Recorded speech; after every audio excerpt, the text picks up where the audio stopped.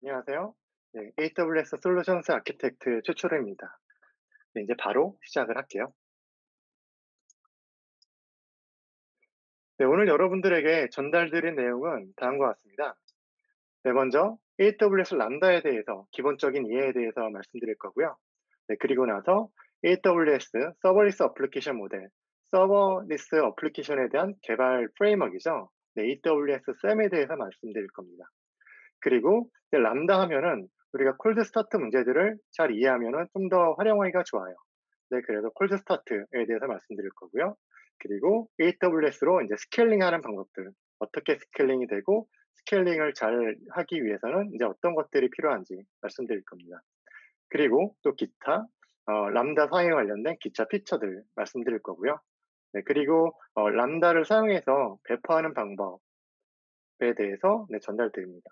그리고 이제 마지막으로는 간단하게 람다를 사용한 그 로깅, 모니터링, 그 트레이싱에 대해서 말씀드릴 거예요. 네, 먼저 오늘 세션은 따로 실습이 없는 강의만 있는 세션입니다. 강의하면서 데모도 함께 보여드릴 거예요. 오늘 세션의 범위가 참 넓어요. 그래서 이 시간에 모든 것을 깊은 수준으로 다 말씀드리기는 아마 어려울 거예요. 어떤 거는 간단한 개요만 말씀드리고 또 어떤 부분은 데모를 통해서 보다 자세히 말씀드릴 거예요. 네, 또 오늘 세션은 람다를 처음 사용하는 분들을 위한 시간이기도 해요. 특히 그래서 앞부분에서는 아주 기초적인 이야기들도 할 예정입니다. 아무쪼록 모든 분들이 이 시간을 통해서 람다를 조금이라도 더 잘 활용하게 된다면 좋을 것 같습니다. 네, 제일 먼저 람다에 대한 기본적인 이해를 한번 해보도록 하죠. 람다는 대표적인 서버리스 어플리케이션 개발을 위한 서비스입니다. 네, 그래서 서버리스라고 하면 어떤 게 서버리스라고 할까요? 네, 서버리스라고 하면은 이렇게 크게 이렇게 네 가지 특징이 갖고 있어요.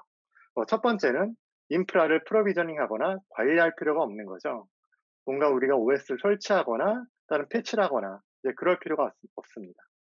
네, 그리고 두 번째는 이제 그 여러분들이 어떤 사용한 양에 따라서 자동으로 스케일링이 됩니다.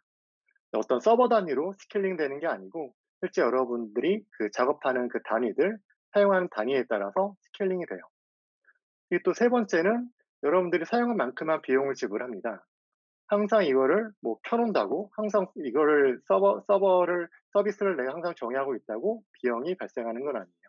여러분들이 사용한 만큼만 비용이 가게 됩니다. 네, 그리고 이제 마지막으로는 기본적으로 가용성이라든가 아니면 폴트 톨러런스 관련한 대비가 돼 있어요. 그래서 이런 것들을 위해서 따로 서버를 구성하거나 뭐 운영하거나 하실 필요가 없습니다. 네, 그래서 우리가 서버리스를 얘기할 때 이것은 곧 우리가 운영해야 할 서버에 대한 그런 부담감으로부터 탈피해서 좀 더 우리가 어플리케이션에 작성하는데 좀 더 포커싱할 수 있다고 그렇게 이해하시면 좋을 것 같습니다.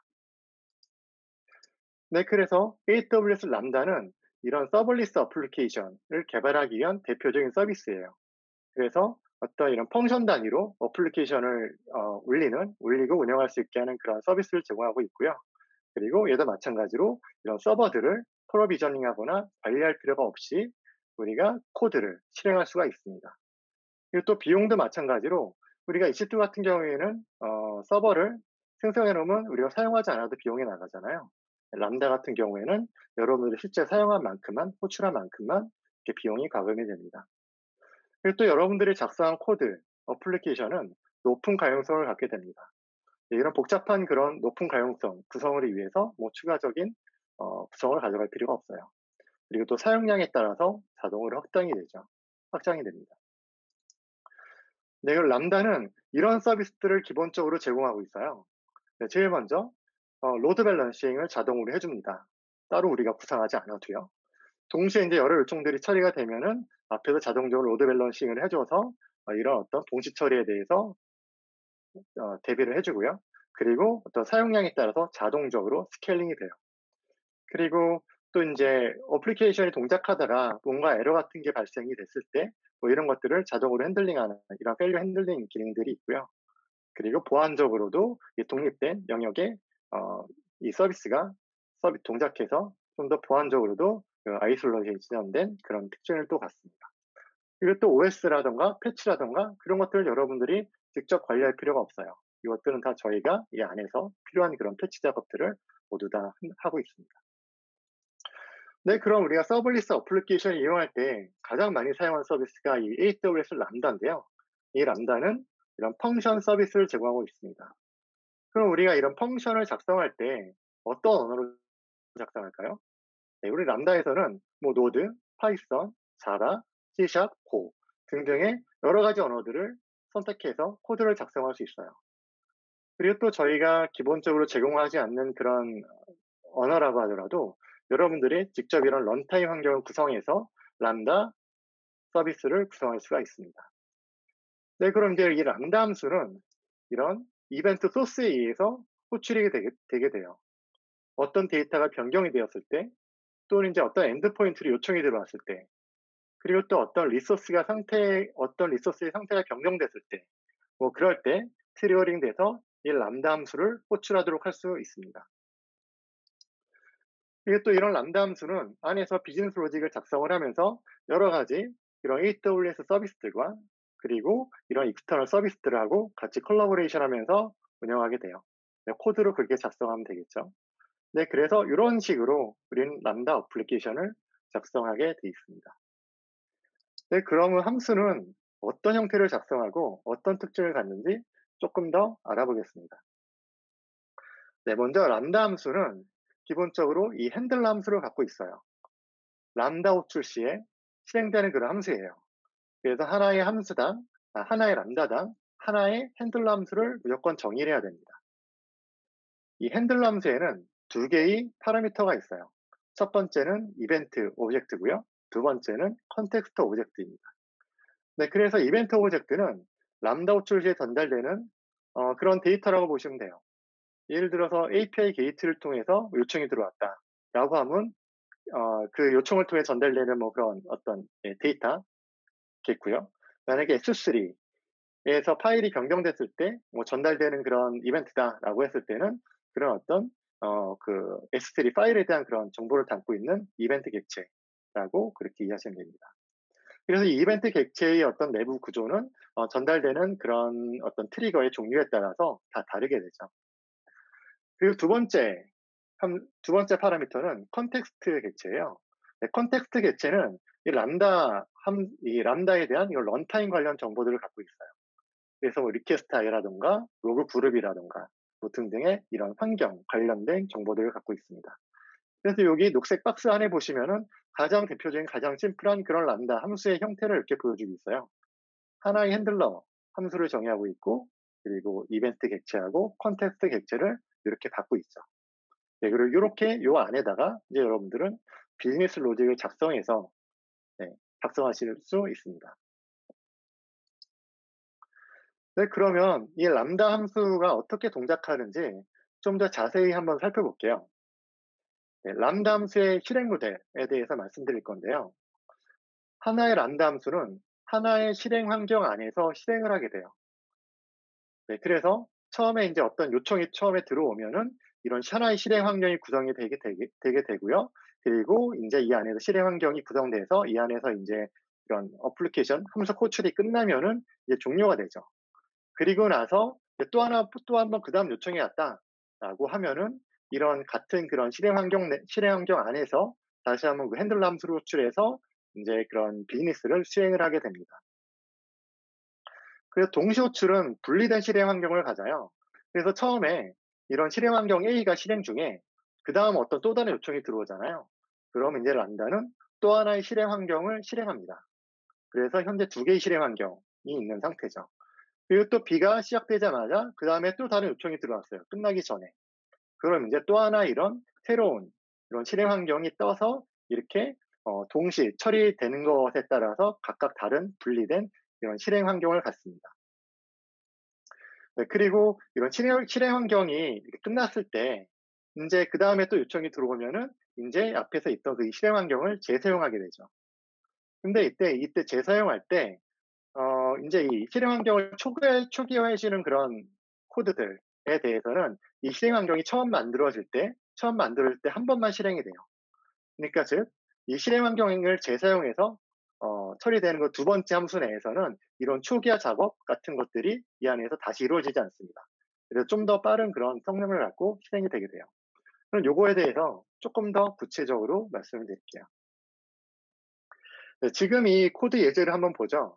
람다 핸들러, 그 핸들러 함수죠. 핸들러 함수가 있고요. 여기서는 다이나모DB, 네, 다이나모DB 리소스를 생성합니다. 그리고 테이블 객체를 만들어 오죠. 테이블 객체를 만들어 온 다음에 테이블에서 어떤 값을 찾아와서 그 값을 반환해 주는 그런 간단한 코드예요. 근데 이 코드를 보면은, 그쵸, 이 코드가 호출이 될 때마다 이 실행 환경에 대한 재사용 관련 없이요. 호출이 될 때마다 인제 DynamoDB 리소스를 로딩을 하고 테이블 객체를 만들어 오고 하는 작업들을 계속 이루어지게 돼요. 그러면 인제 이것들은 이만큼의 시간이, 호출할 때마다 이만큼의 시간이 계속 들어가겠죠. 네, 그래서 이거에 대한 execution, 이거 실행 시간은 한 200, 300ms 정도가 걸립니다. 네, 그런데 인제 우리가 여기서 공통적인 부분, 여기서 이런 어떤 로직 수행을 위해서 어떤 초기화 관련된 부분을 이 핸들러 함수 바깥으로 빼놨어요. 이제 그럼 이 바깥으로 빼놓은 요거는 이 핸들러 함수가 어 이 핸들러 함수가 호출될 때, 그러니까 최초 호출될 때 이 실행 환경이 준비되면서 최초 한 번만 이제 초기화 작업들을 하게 돼요. 그리고 인제 이 실행 환경을 재사용할 때는 여기 있는 인스턴스를 그대로 갖다가 사용을 해서 훨씬 더 빠르게 이런 로직들이 수행이 되게 됩니다. 그래서 이거 같은 경우에는 한 두 자릿수의 밀리세컨 안으로 이 결과를 확인할 수가 있어요. 네, 그래서 이런 어떤 초기에 관련된 이런 코드들은 가급적 핸들러 함수 바깥에서 선언해 놔서 이후에 이 실행 환경이 되었을 때 좀 성능을 좀 더 빠르게 하는 것들을 고려를 해야 합니다. 네, 그래서 이거를 조금 더 자세히 본 거예요. 네, 요거는 인제 그 람다 함수에 인제 그런 트레이스를 켜 놓게 되면은 엑스레이라는 그런 분산 트레이싱 도구를 통해서 이런 어떤 스택 트레이싱 되는 것들이 자동으로 캡처가 돼요. 그래서 이런 엑스레이를 활용하면은 실제 각각 그런 호출, 인보케이션 그 스택 내에서 각각이 얼마나 이런 실행 시간이 가지는지 확인을 해볼 수 있습니다. 제일 위에 있는 거는, 그쵸, DynamoDB 관련된 그 초기화 코드를 핸들러 함수 안에 넣어 놓은 거고요. 그래서 여기 뭐 커넥트 다이나모 한 다음에 그리고 또 get 리스판스 할 때 좀 더 시간이 많이 걸린 것들을 볼 수 있어요. 그리고 요 두 번째는 이런 DynamoDB 관련된 그런 초기화들, 그리고 객체를 얻어오는 것들을 핸들러 함수 밖으로 뺀 겁니다. 훨씬 더 빠르게 수행이 됐죠. 네, 우리 이런 식으로 실제 성능이 좀 더 빠르게 이런, 예, 수행된다는 걸 확인할 수 있고요. 네, 이런 것들을 참고해 가면서 나중에 여러분들 필요할 때 디버깅 해줄 수 있습니다. 엑스레이 관련된 내용은 네, 이후에 조금 더 다시 설명을 드릴 거예요. 네, 그럼 인제 우리가 인제 그 DB 커넥션을 관리할 때 AWS에서 뭐 DB 커넥션이라든가 아니면은 뭐 다른 그런 HTTP 요청을 호출한다고 하면은 그런 커넥션이라든가 하는 것들을 사용할 때 어떻게 하면 좀 더 효율적으로 사용할지 한번 고민해 볼 수가 있어요. 그래서 이런 연결 관련된 것들은 핸들러 함수 바깥에 놔서 재사용되게 하면은 네, 훨씬 더 효율적으로 이 비즈니스를 수행할 수 있습니다. 보통 우리가 연결을 생성하고 닫는 비용이 되게 비싸잖아요. 그래서 이런 것들을 핸들러 하면서 밖에 놓는 것들을 네, 권장을 드립니다. 네, 그리고 우리가 이런 데이터베이스 연결을 만들어 사용할 때 우리는 보통 어플리케이션에서는 우리가 보통 어플리케이션 뭐 작성할 때는 커넥션 풀을 많이 사용했잖아요. 네, 그럼 인제 람다에서도 이런 커넥션 풀을 사용하는 게 과연 의미가 있을까요? 어떨까요? 네, 대부분의 경우에서는 람다에서는 커넥션 풀을 사용하는 게 의미가 없어요. 네, 왜냐하면 여기는 하나의 실행 환경 하나당 하나의 요청만 처리하기 때문에 여기서 연결을 많이 생성해서 커넥션 풀을 관리를 해 봤자 이런 것들이 일반적인 경우에는 네, 다 사용을 안 합니다. 그렇기 때문에 이 안에서는 네, 이런 커넥션 풀을 대부분 사용하질 않아요. 그리고 또 커넥션 풀을 많이 사용하게 되면은 나중에 이 풀링하는 그런 호출하는 그 상대 시스템에게도 영향을 줄 수 있기 때문에요. 커넥션 풀이 만약에 꼭 필요하다라고 할 때는 굉장히 주의해서 사용을 해야 됩니다. 네, 그럼 이제 람다 실행 모델에 대해서 살펴볼게요. 람다 실행 모델은 크게 이렇게 세 가지 모델을 가져요. 첫 번째는 동기 호출이고요. 두 번째는 비동기 호출입니다. 그리고 세 번째는 어떤 스트림 기반의 호출인데 폴링하면서 폴링 기반의 그런 호출을 만들 수가 있어요. 첫 번째 비동기 기반의 호출은 우리가 어떤 코드 내에서 람다 함수를 동기적으로 콜하거나 하는 경우, 그리고 이런 API 게이트웨이라든가 ELB를 통해서 요청이 들어온 경우, 그런 가장 일반적인 그런 경우겠죠. 이런 경우에 이제 동기 콜이 이루어지고요. 두 번째 비동기 콜은 우리가 그런 SNS에 메시지가 도달했을 때 이거를 이제 람다 함수로 전달되도록 그렇게 트리거를 설정해 놓은 경우, 그러면 SNS 메시지가 전달이 되면은 비동기적으로 이 전달된 이벤트가 람다한테 전달이 돼서 실행되는 그런 형태고요.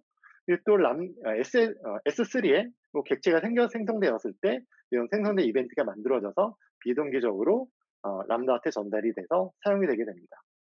이게 이제 비동기적으로 전달이 됐을 때 람다에서 처리하지 잘 못할 경우, 이럴 경우에는 좀 문제가 발생을 하겠죠.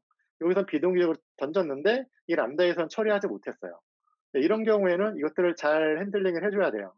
그래서 이런 것들을 위한 람다에서는 뭐 데슬레러 큐라던가 그런 것들을 사용해서 이런 비동기 호출에 대한 그런 페일리어를 관리할 수가 있습니다. 그리고 스트림을 통해서 발생하는 메시지들에 대해서는 이런 람다 서비스가 아마존 다이나모DB 스트림이라던가 키네시스를 폴링하고 있어갖고 여기에 메시지가 전달이 됐을 때 이런 메시지를 폴링해서 여기서 처리할 수 있게 돼요. 그래서 람다 실행 모델은 이렇게 크게 세 가지 모델이 이루어진다고 그렇게 이해하시면 됩니다. 네, 우리 이제 람다 실행 환경에 대해서 말씀드렸고요. 그럼 이런 실행 환경을 기반으로 우리 이제 개발 환경을 만들어서 사용을 하게 돼요. 우리가 람다 어플리케이션을 개발할 때 개발 환경 구성하는 방법은 굉장히 여러 가지 방법이 있어요.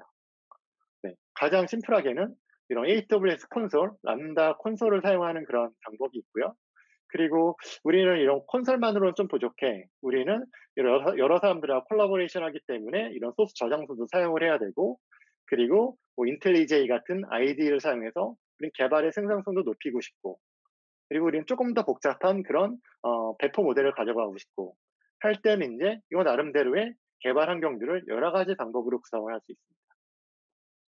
그래서 어떤 로컬의 개발 환경을 만들어 놓고 배포만 CLI, 커맨드 라인 인터페이스를 사용해서 배포를 할 수가 있고요. 그리고 또 SAM이라던가 서버리스 프레임워크 같은 이런 서버리스 어플리케이션 개발에 대한 프레임워크를 사용해서 개발할 수도 있습니다. 그리고 이런 CDK 같은 클라우드 디벨롭먼트 킷을 사용해서 이런 인프라하고 이런 람다 코드까지 같이 정의하면서 개발할 수가 있고요. 그리고 또 완전 커스텀하게 뭐 Git이라던가 AWS 코드 시리즈, 그리고 오픈소스 뭐 CI/CD 도구들을 통합해 갖고 여러분들만의 더 커스텀한 그런 어떤 개발 환경을 만들 수도 있어요. 그럼 이제 여기서 우리는 뭐 콘솔을 사용하는 방법하고 그리고 SAM을 사용하는 방법에 대해서 조금 더 구체적으로 살펴볼 겁니다. 그럼 제일 먼저 제가 데모를 하나 보여드릴 텐데요. 람다 콘솔을 이용해서 간단한 어플리케이션을 만들어 볼 거예요. 람다 함수는 이벤트 소스로 S3를 지정을 할 거고요. 그래서 여기에 새로운 파일이 업로드 됐을 때 이 생성 정보가 람다 쪽으로 트리거 되게 그렇게 설정을 해서 람다에서는 어떤 파일이 생성됐는지 어떤 로그에 이렇게 찍는, 어떤 파일에서는 로그에 찍는 그런 어플리케이션을 만들어 볼 거예요. 그걸 한번 같이 보도록 할게요. 이렇게 이제 AWS 콘솔이 있어요. 이건 람다 콘솔이에요. 람다 콘솔로 들어왔고요. 여기서 이제 create 펑션을 통해서 새로운 펑션을 생성을 합니다. 새로운 펑션을 하고 펑션 이름을 S3 파일 프린터로 할게요. 그리고 이제 런타임 환경은 이렇게 다양한 환경들을 설정할 수 있어요. 저는 여기서는 노드 4.0 기반의 런타임 환경을 만들 거예요. 그리고 이제 create 펑션 버튼을 누르죠. 그럼 이제 잠시 뒤에 이 람다 함수가 생성이 되게 됩니다. 잠시만 기다려 볼게요.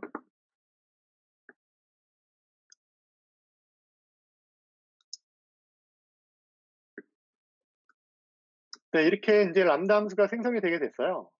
지금 인제 이렇게 만든 이 함수는 바로 인제 실행 가능한 형태예요. 이 코드를 실행하기 위해서 뭔가 서버를 띄우거나 뭔가를 더 할 필요 없습니다. 지금 딱 바로 이제 실행 가능한 그런 상태예요. 네. 그래서 이 화면을 보면은 제일 위에 이런 펑션 오버뷰가 있고요. 그리고 요 여러 가지 탭에 뭐 여러 가지 기능들이 이렇게 정의가 되어져 있습니다. 그리고 가운데는 이런 간단한 웹 기반의 아이디를 제공을 해서 여러분들이 간단한 어플리케이션은 이런 웹에서 작성할 수 있도록 그렇게 제공을 하고 있어요. 네, 그런데 여기서 우리는 그 S3를 트리거로 지정한다고 했죠. 그래서 add 트리거 버튼을 눌러요. 트리거 버튼을 눌러서 우리는 S3를 지정을 할 거니까 이렇게 지정을 하고요. 그리고 버킷은 어떤 버킷에 들어온 파일을 일로 전달을 할까 보면은 네, 람다 데모 2022로 지정을 할게요. 이 버킷에 들어온 파일이 있을 경우 이 람다로 떨어지게 그렇게 만들었습니다. 그래서 얘를 이제 추가를 해주죠. 네, 그럼 이렇게 추가가 됐어요.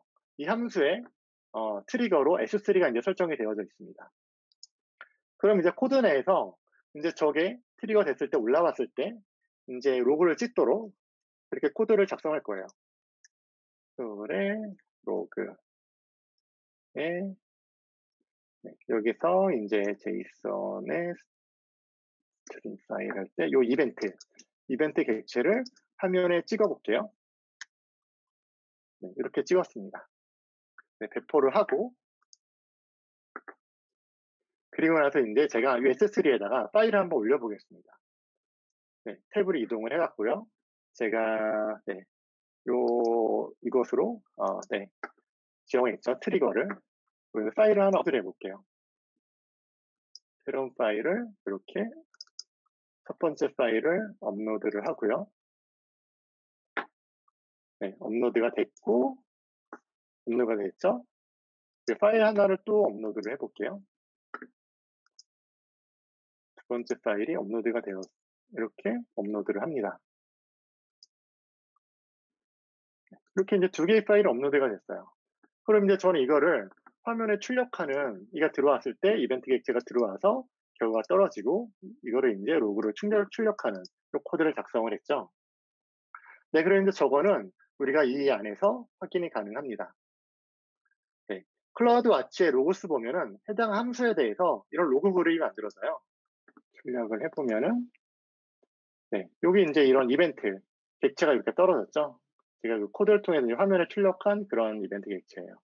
그래서 그 이벤트가 첫 번째 1.png 파일이 첫 번째로 업로드가 됐죠. 네, 그래서 이거 관련된 정보가 이렇게 들어왔고, 그리고 또, 네, 두 번째 것도 이제 곧 리프레시가 될 거예요. 여기서도 두 번째 2.png 파일도 이렇게 들어왔습니다. 그래서 우리가 이제 파일이 이제 올라왔을 때 뭐 데이터베이스를 업데이트하거나 아니면 뭐 이미지일 경우 사이즈를 뭐 이런 썸데이를 만든다거나 하는 그런 일들을 간단하게 실행을 할 수가 있습니다. 네, 이렇게 우리는 람다 콘솔을 통해서 네, 람다 어플리케이션을 작성할 수 있어요. 네, 아주 간단하죠. 네, 그럼 다시 슬라이드로 돌아가서요. 이번에는 이제 AWS SAM 네, 서버리스 어플리케이션 모델에 대해서 말씀드릴게요. 네, 서버리스 어플리케이션 모델은 오픈 소스 프레임워크로 어떤 여러분들이 서버리스 어플리케이션을 작성할 때 사용하는 도구예요. 그래서 SAM은 현재 오픈소스로 열려져 있어갖고 뭐 소스가 기세 오픈되어 있고요. 여러분들도 컨트리뷰션 할 수 있습니다. 네, 그래서 이런 SAM에는 이런 여러 가지 서블리스 리소스들, 뭐 람다라든가 API라든가 데이터베이스, 그리고 이벤트 소스 매핑 같은 것들을 굉장히 간단하게 정의할 수 있게 하는 그런 어떤 메커니즘을 제공하고 있어요. 그래서 이런 것들은 제이슨이라든가 야물을 통해서 정의하게 됩니다. 그래서 이렇게 야물이나 제이슨을 통해서 이런 서버리스 어플리케이션을 정의를 하고요. 그리고 이걸 갖고 배포를 하게 되면은 최종적으로 클라우드 포메이션 스택이 만들어지고요. 클라우드 포메이션 스택 형태로 배포가 이루어지게 돼요. 네, 그러면 이런 SAM 어플리케이션, SAM을 통해서 이 서버리스 어플리케이션을 어떻게 정의하는지 한번 좀 더 자세히 살펴볼게요.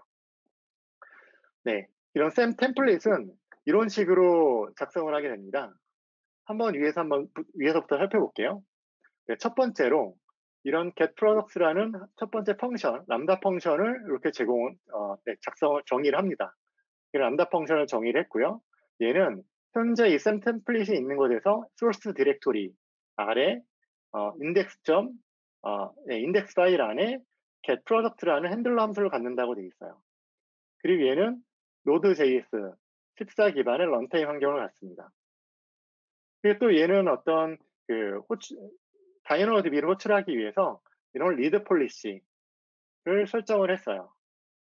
그리고 이제 얘는 이 함수를 호출할 때는 API를 통해서 호출이 되는데요.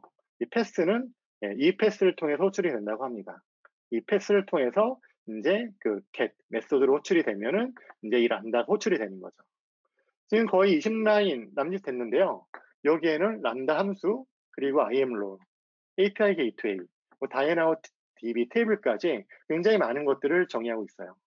굉장히 간단한 형태로 이런 서블리스 어플리케이션들을 정의할 수가 있죠.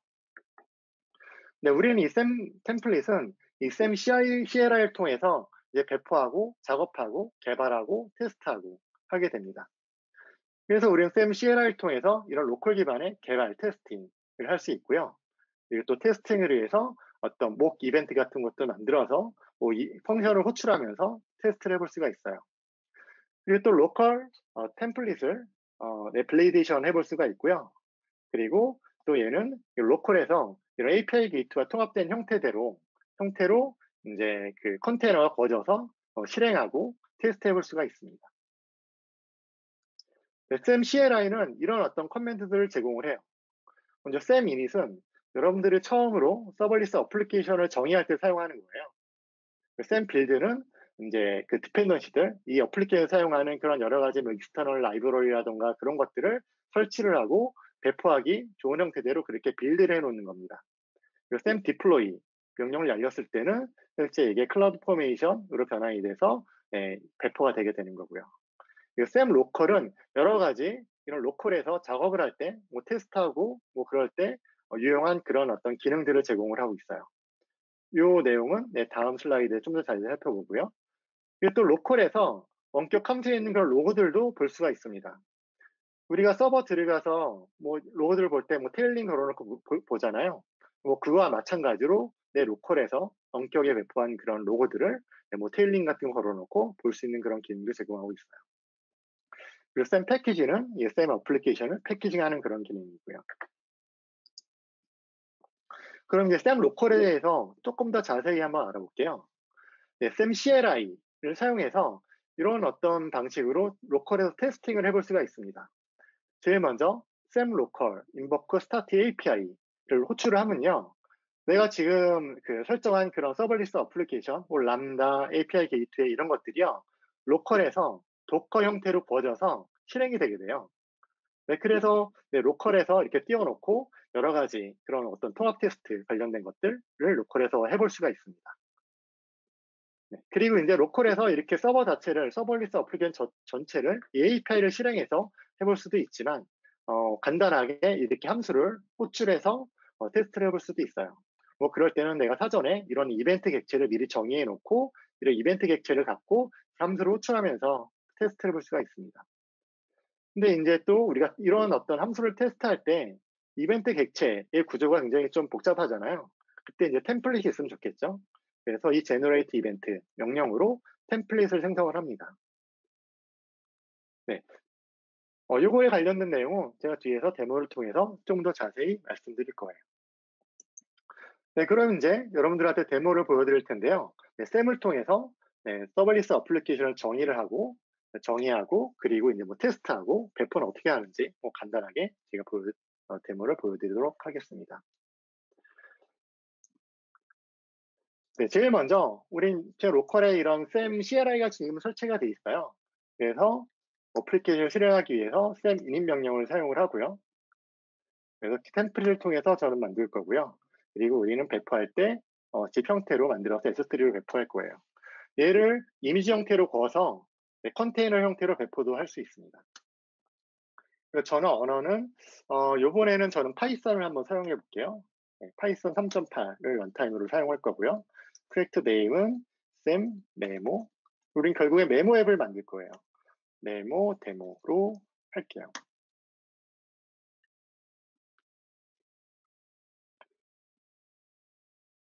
네, 그럼 이제 여기서 템플릿은 어떤 이그젠플 코드를 갖고 네, 만들도록 그렇게 만들었습니다.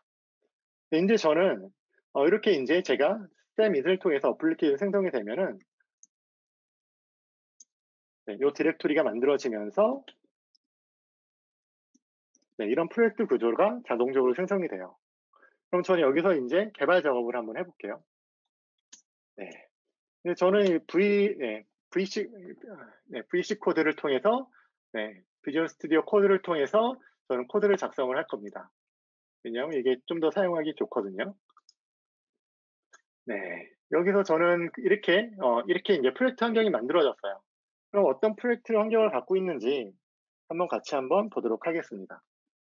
네, 제일 먼저 이제 이벤트 디렉토리 안에는 우리가 테스트를 위해서 어떤 이벤트 객체들, 테스트리와 이벤트 객체들을 정의하도록 되어 있어요. 네, 그리고 이제 여기 헬로 월드를 보면은 여기에는 이제 현재 람다 함수가 이 안에 현재 정의가 되어져 있습니다. 그리고 테스트 디렉토리 안에는 뭐 통합 테스트를 위한 또는 단일 테스트를 위한 그런 디렉토리가 디렉토리 구조가 만들어져 있어요. 그리고 이제 템플릿.yaml 파일을 한번 보죠. 지금 이게 이제 샘 템플릿이죠. 샘 템플릿이 이렇게 만들어져 있습니다. 그럼 먼저 여기 있는 것들이 어떻게 이제 설정이 되어 있는지 한번 볼게요.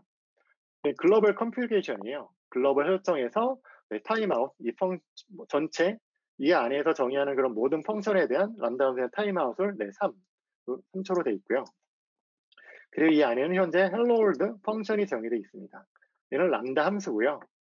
코드 URL은 hello world 디렉토리 안에 정의되어 있다고 하네요. 그렇죠. 여기 hello world 디렉토리 안에 이렇게 정의되어져 있죠. 그리고 핸들러는 앱 파일에 이 안에 핸들러 함수, 이렇게 핸들러 함수가 들어가 있습니다. 네, 이렇게 핸들러 함수가 정의되어 있어요. 그리고 이거에 대한 런타임은 파이썬 3.8이고요. 그리고 여기는 API도 같이 정의가 되어져 있네요. API는 hello 패스로 get 메소드로 요청이 들어왔을 때 이 람다 함수를 호출하도록 그렇게 정의가 되어져 있어요. 네, 이렇게 함수가 정의되어져 있습니다. 이 아래에 있는 이 아웃풋은 우리가 좀 배포했을 때 좀 우리가 좀 확인하기 좋으라고 그런 뭐 여러 가지 정보들을 화면에 이런 찍는 뭐 그런 내용들이에요. 네, 뭐 주요한 내용들은 여기에만 다 있다고 그렇게 보시면 될 것 같습니다.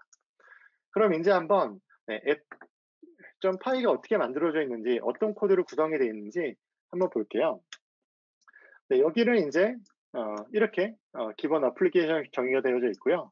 네, IP 정보를 체크해서 가지고 오고 얘를 결과로 반환하는 이런 코드가 있어요. 그래서 이럴 때는 호출할 때 이 리퀘스트 라이브를 통해서 호출하게 된다고 합니다. 이제 여기다가는 저는 이제 좀 로깅 관련된 코드를 좀 더 추가를 할 거예요. 그래서 임포트에 로깅을 추가를 할 거고요. 그리고 로거를 통해서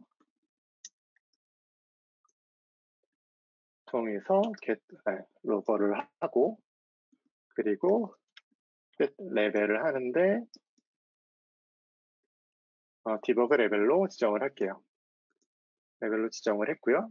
그리고 이제 여기서 이벤트 객체를 마찬가지로 저는 화면을 찍도록 그렇게 설정을 하겠습니다. 네, 여기서 이벤트 객체를 로고에 인포에 해놓고 제이슨에 덤프로 해서 이벤트 객체를 화면에 찍도록 그렇게 코드를 좀 더 추가했어요. 네, 이렇게 이제 먼저 저는 코드를 작성을 했고요. 그럼 이제 이걸 우리가 실행하면 되겠죠.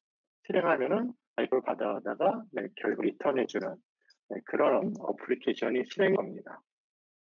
네, 여기서 이제 파일을 보면 requirement.txt 파일이 있어요. 이제 파이썬에서만 사용하는 그런 경우인데 우리가 배포를 할 때 내가 사용하는 그런 외부 라이브러리를 같이 묶어서 배포를 하잖아요. 그럴 때 외부 라이브러리를, 즉 우리 PIP 인스톨에서 사용하는 그런 라이브러리 여기다가 쭉 기술해주게 돼 있어요. 그럼 빌드할 때 이런 것들이 같이 빌드가 돼서 배포가 되게 됩니다. 네, 이렇게 돼 있고요. 네, 그럼 이제 저는 기본적인 어떤 코드 수정을 마쳤어요. 그럼 이제 얘를 갖고 한번 빌드를 한번 해볼게요. 터미널을 열어서, 아이고, 네. 여기 코드가 이게 들어갔네요. 네. 쌤, 빌드 명령을 통해서 배포를 한다고 했죠? 네. 쌤 빌드를 통해서 이렇게 빌드를 했습니다. 이렇게 빌드를 하면은 우리가 이 디렉토리에서 못 보던 게 하나 딱 생겨요. 이게 AWS 쌤이라는 이 디렉토리가 하나 생깁니다. 얘는 뭔가 추측해 보면은 뭔가 빌드 관련된 그런 어떤 결과들, 뭐 배포하기 전에 그런 어떤 산출물들이 이 안에 있을 거라고 추측이 되죠. 들어가 볼게요. 빌드 아래 이제 가보면은 내가 정의한 함수가 하나가 있고요. 함수 안에는 이런 코드들이 있네요. 우리가 앱.py가 이제 실제 배포할 거죠. 여기 보면은 같이 배포할 여러 라이브러리도 같이 있어요. 제가 그 리퀘스트를 제가 추가 라이브러리를 기술했잖아요. 얘를 설치하면서 같이 이전하고 있는 라이브러리도 같이 다 이렇게 같이 패키징을 했습니다. 네, 이렇게 이제 우리가 배포 관련된 그런 어떤 우리가 쌤 빌드를 하면은 배포 관련 산출물들이 이 AWS 쌤 요 디렉토리 안에 이렇게 만들어지게 돼요. 그럼 이제 우리는 배포하기 전에 얘를 한번 먼저 테스트를 한번 해볼게요. 테스트를 하기 위해서 우리는 쌤 local generate 이벤트 객체를 만들어서 그 이벤트 객체를 갖고 테스트를 해볼 겁니다. API 게이트웨이를 테스트를 할 거고요. 그리고 저는 여기서 실제 만드는 그런 이벤트 타입이 프록시 타입으로 만들고 이거에 대한 템플릿은 이벤트의 API 게이트웨이 이벤트.json 파일에 이렇게 저장을 해요. 그럼 이제 저는 이제 이벤트 객체에 대한 요거 갖고 이제 테스트를 만들 거예요. 요 템플릿 이렇게 만들었어요. 그럼 이제 API 게이트웨이에서는 이런 포맷을 실제 람다 함수를 호출하게 돼요. 그래서 우리는 이제 얘를 호출하기 위해서 우리 지금 테스트 케이스에 맞게 이런 거 등등들 수정을 해서 요거 갖고 이제 테스트를 해보면 되겠죠. 네, 그래서 이제 테스트를 한번 해보겠습니다. 네, 쌤 로컬에 아이고 지금 화면이 로컬에 인보크를 하는데 그때 이제 이벤트 객체는 우리가 앞에서 만든 이거를 갖다가 람다 함수를 호출하는 그런 테스트예요. 지금 보면은 지금 내가 만든 코드가 컨테이너 다 띄워서 실행하고 지금 종료까지 다 한 거예요. 그래서 지금 제가 화면을 로그를 하나 찍었잖아요. 인포 레벨로 들어온 이 이벤트 객체에 대해서 이렇게 화면에 찍었고요. 그리고 최종 이제 뭐 결과도 이렇게 화면에 이렇게 찍고 이렇게 종료를 했네요. 어떤 원하는 그런 결과들을 확인했어요. 로컬에서 이런 식으로 여러분들 람다 함수를 호출해서 테스트를 할 수가 있어요. 그럼 이제 이렇게 단건으로 이벤트 호출 말고 우리는 URL 기반으로 호출하려고 합니다.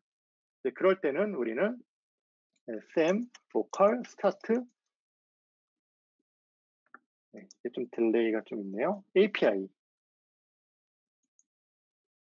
실행을 하게 돼요. 그럼 이제 이 로컬에서 이 컨테이너 걸려서 이 도커 컨테이너가 떠요. 그럼 이제 뜰 때 이 환경은 내가 이런 템플릿에 설정한 이 람다 환경에 대한 기준들 있잖아요. 그런 기준들이 다 반영된 형태로 실제 서버하고 동일한 그런 어떤 컨피그를 갖고 뜨게 됩니다. 그럼 이제 여기서 이 URL을 갖고 이제 한번 호출을 한번 해볼게요. 호출을 해보겠습니다. 이 URL로 이렇게 호출했어요. 그럼 이제 이렇게 호출이 되죠. 그렇죠? 이렇게 호출이 돼서 결과까지 이렇게 반영이 되는 것들을 볼 수가 있어요. 이렇게 호출이 됩니다. 이렇게 이런 식으로 로컬에서 이런 서버리스 어플리케이션 환경을 써서 이렇게 테스트를 해볼 수가 있어요. 그럼 이제 로컬에서 확인해 볼 것들은 다 확인을 해봤어요. 이제 그러면은 디플로이어를 통해서 배포를 한번 해요.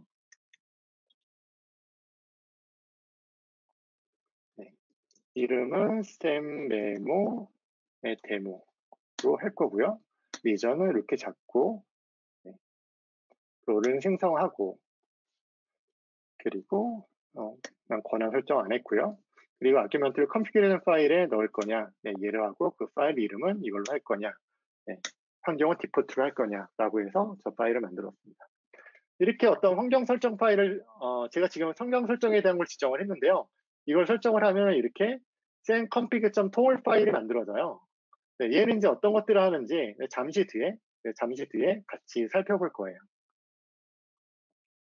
네, 그럼 이제 여기서는 네, 이런 어떤 퍼미션 관련된 것들, IAM 롤을 생성을 하게 되고요. 네, 그리고 API 게이트웨이도 생성을 하고, 그리고 람다 함수도 이렇게 생성을 하게 되죠. 네, 실제 이런 식으로 네, 지금 서버에 지금 배포 작업을 하고 있습니다. 잠시만 기다려 볼게요.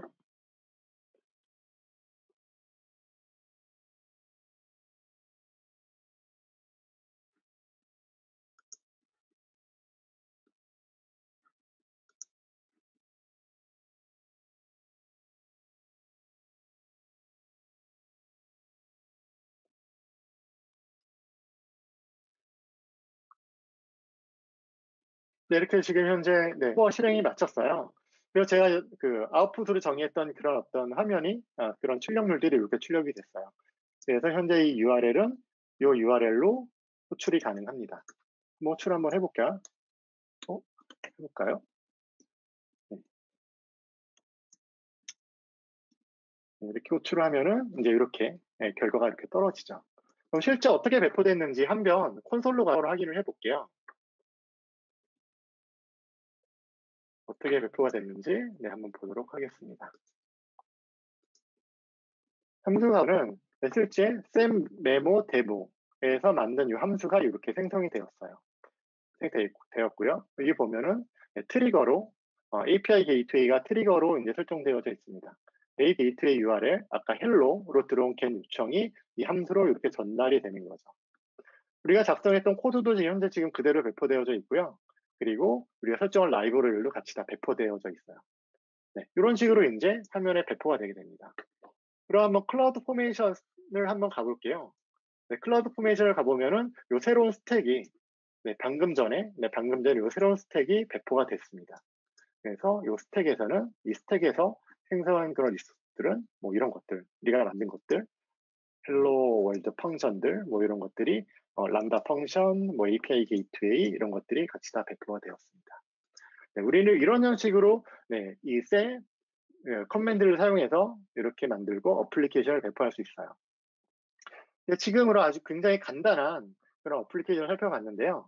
제가 앞에서 이제 쌤 config.toml 파일에 대해서 조금 더 자세히 설명을 드릴게요. 이 쌤 config.toml 파일은 우리가 여러 개의 그런 어떤 배포 환경에 따라서 커스텀 파라미터들을 정의할 수가 있습니다. 그래서 어떤 데브 환경, 프로덕션 환경, 또는 어떤 스테이징 환경, 이런 각각 환경별로 각각 이런 옵션을 달아서 배포를 하게 되면은 각각 다른 그런 컨피그들, 설정들이 적용되도록 그렇게 만들 수가 있어요.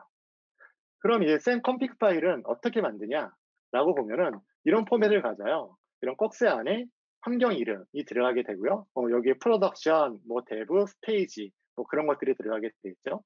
기본 값이라고 하면은 환경의 디폴트로 들어갈 거예요. 그리고 그 다음에 이제 커맨드에는 나는 배포에 관련된 설정이다 라고 하면 커맨드에 이렇게 deploy라고 이제 적어주고요. 그 뒤에는 이제 파라미터를 적어주게 돼요. 이 아래에다가는 이제 파라미터 정보들이 쭉 기술이 되게 됩니다. 이런 형식으로 각각 환경별로 적용되는 파라미터들을 적용해 주면요. 여기에 따라서 이런 환경 변수를 갖고 배포하게 돼요. 그럼 우리 이 파일을 한번 열어볼게요. 어떻게 돼 있나? 이 쌤 config.toml 파일 열어볼게요. 여기 보면 디폴트, 기본 그냥 옵션 안 주고 배포할 때 적용되는 그런 옵션이에요, 환경이에요. 여기서 이제 쌤 디플로이 명령을 배포를 할 때 파라미터는 이런 어떤 값들을 갖고 여기에 따라서 배포를 하게 됩니다. 그리고 이제 여기에다가 여기다 대부, 프로덕션 그런 여러 가지 환경 변수, 환경을 정의를 하고 그거에 대한 파라미터들을 정의할 수가 있죠. 이런 토물 파일은 이런 식으로 관리하게 돼요. 그럼 우리는 여기서 조금 더 확장해서 어플리케이션을 만들어 볼 텐데요. 얘는 이제 메모 어플리케이션이에요. 우리가 메모를 작성하게 되면은 포스트로 포스트로 이제 메모를 쓰게 되면은 포스트로 이제 API 게이트를 호출하게 되고 얘는 이제 람다를 트리거링해서 얘는 이제 MySQL에 있는 MySQL, 즉 오로라 DB로 이 메모를 저장하는 그런 어플리케이션입니다. 오로라는 제가 미리 만들어 놨어요. 미리 만들어 놨고 그리고 여기 있는 어플리케이션들을 네, 작성을 해볼 거예요. 네, 그래서 이 어플리케이션 한번 같이 작성을 한번 해보죠. 네, 이 기반으로 해서 작성을 할 겁니다. 네, 그래서 제가 네, 먼저 어플리케이션 코드를 작성을 할 텐데요. 시간 관계상 네, 코드를 좀 미리 준비를 해왔어요. 이렇게 코드를 네, 네, 작성을 했고요. 네, 여기는 이제 요 DB 호스트는 제가 미리 만들어 놓은 RDS의 그 호스트 URL이고요. 그리고 여기서는 이제 그런 파이썬, 파이마이스QL 통해서 연결을 해서 이제 인서트를 날려요. 그래서 이 라이브를 추가를 해서 이 MySQL에서 연결을 하게 됩니다. 그리고 이제 여기 핸들러 펑션에서 실제 여기서 관련 전달될 정보에서 바디를 통해서 리퀘스트 바디 뽑아내고요. 리퀘스트 바디 내에서 이런 타이틀, 컨텐츠 항목을 뽑아서 얘를 갖고 이 메모 테이블에 인서트를 하게 되죠. 네, 사실 뭐 인서트하기만 하면 끄는데요. 우리가 좀 확인하기, 좀 편리하게 하기 위해서 현재 지금 DB에 저장된 그런 모든 메모들을 가지고 와서 이거를 갖고 이런 어떤 메모 어레이를 만들어서 이 값을 이렇게 반환해주는 사이즈하고 이 메모의 아이디하고 타이틀을 반환해주는 그런 어플리케이션이에요. 네, 우리가 여기서 파이마이스QL 라이브러리를 추가를 했죠. 이거 추가를 했으면 우리는 또 뭘 해줘야겠죠? 네, 여기다가 이 라이브러리를 추가를 해줘야 됩니다. 그래야지 이제 다 같이 패키징돼서 배포가 되겠죠. 그리고 이제 그 다음에 이 템플릿 파일을 네, 바꿔줘야죠. 네, 이 템플릿 파일을 바꿔주는데 네, 조금 더 이제 좀 예쁘게 좀 가져두면서 좀 바꿔볼게요. 펑션도 메모 펑션으로 지정고요. 여기 있는 것들은 이로 가져가고 이벤트 API 게이트웨이 이런 이름도 메모 API로 지정을 했습니다. 그리고 패스는 메모로 지정을 할 거고요. 메소드는 포스트 메소드를 만들 거예요. 그래서 이 URL, 메모 URL로 포스트로 리퀘스트가 들어오면은 이 함수가 호출이 되게 네, 그렇게 지정을 했습니다. 그리고 이제 아웃풋 파라미터도 변경을 해줘야 되죠. 네, 여기서도 이런 이름들, 네, 이런 이름들, 네, 뭐 제가 좀 변경을 좀 해놓을게요. 네, 변경을 했고, 얘도 좀 변경을 했고요. 네, 여기도 메모로 변경을 했고, 뭐 이런 것들 좀 지워주고요. 네.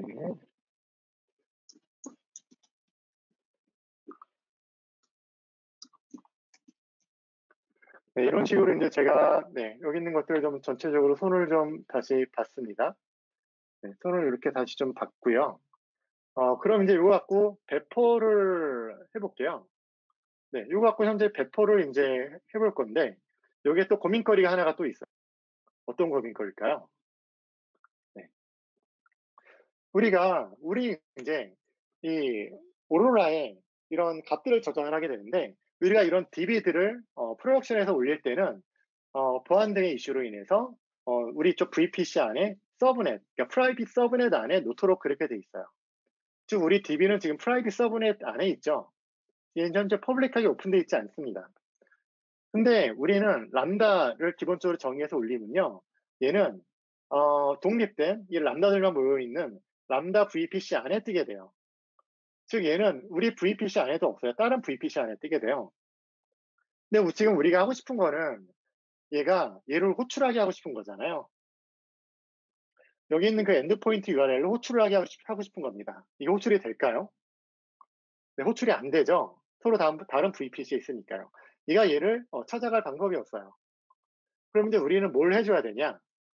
이 람다 함수를 이 VPC 안으로 넣어줘야 돼요. 우리 VPC 안으로 넣어줘야 됩니다. 네, 그래서 이 람다에서는 이 VPC 설정을 할 수가 있어요. 그런데 그럼 우리 코드에다가 VPC 관련된 설정을 추가를 한번 해볼게요. 네, VPC 관련된 설정을 이렇게 추가를 합니다. 네, VPC에서 여기는 퍼블릭 서브넷이에요. 제가 갖고 있는 퍼블릭 서브넷인데 퍼블릭 서브넷 아이디를 주고 SG 아이디를 주고 해서 VPC 설정을 이렇게 해줍니다. 그럼 실제 이제 이 함수는 뛰면서 VPC 안에서 실행이 되게 돼요.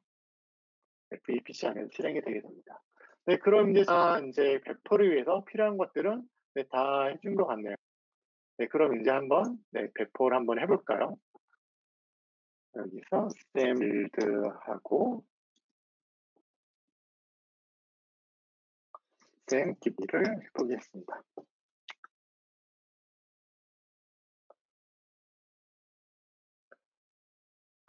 네, 항상 이 라이브 코딩을 할 때는 이 배포되는 순간이 항상 떨리는 순간이기도 합니다. 네, 이렇게 이제 많은 그런 메모리를 삭제하고 또 생성하는 그런 일들을 할 거예요. 네, 배포되는 동안 우리 잠깐 이걸 한번 살펴보죠. 네, 우리가 현재 지금 MySQL에 연결하는 요 로직이 핸들러 함수 바깥에 있죠. 그렇죠? 이 함수를 핸들러 함수 바깥에 있는 게 뭐 좋다는 건 이제 여러분들 다들 이해하셨을 것 같아요. 그렇죠? 그럼 이제 이 실행 환경이 처음에 한번 실행할 때만 이 커넥션을 초기화하고요. 이후에 이제 호출할 때는 이 커넥션을 이 안에서 재사용하게 그렇게 되겠죠. 첫 번째 호출할 때만 조금 좀 느리고 이 실행 환경이 재사용되는 그 이후 호출부터는 좀 더 빠르게 그렇게 실행이 될 겁니다. 네, 그래서 이런 연결 관리 관련된 그런 로직 같은 경우에는 이렇게 핸들러 함수 바깥쪽에 이렇게 빼주시는 게 좋아요. 그리고 또 하나, 저는 이제 여기다가 보면은 좀 편의상 이런 아이디, 패스워드를 이렇게 그냥 손으로 여기다 그냥 텍스트를 입력을 했어요. 사실 이렇게 텍스트를 입력하면 안 되잖아요. 그쵸? 이거 그대로 이제 소스 저장소에 올리고 그러면은 심각한 그런 보안에 위협이 되는 뭐 그런 케이스죠. 그래서 여기서는 AWS 이런 것들을 방지하기 위한 좋은 기능이 되게 많죠. 그런 KMS를 이용해서 암호화하고 어떤 스크린 매니저나 파라미터 스토어를 통해 갖고 이런 파라미터를 가지고 와서 여기서 넣어서 이렇게 사용하는 게 좋습니다.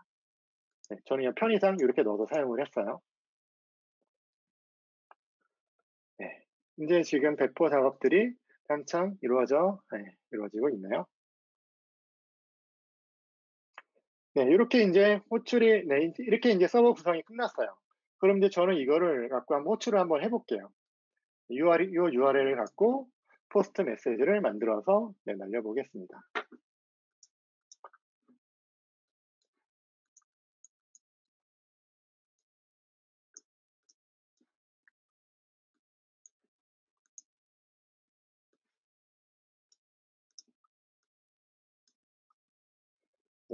이렇게 URL을 이렇게 설정을 했고요.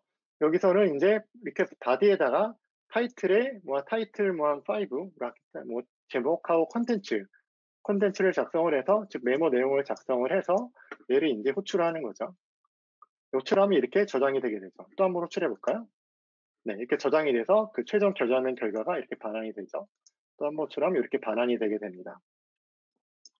그렇게 이런 형식으로 우리는 어플리케이션을 작성을 해서 이렇게 올릴 수 있어요. 그럼 한번 콘솔을 한번 같이 좀 살펴볼게요.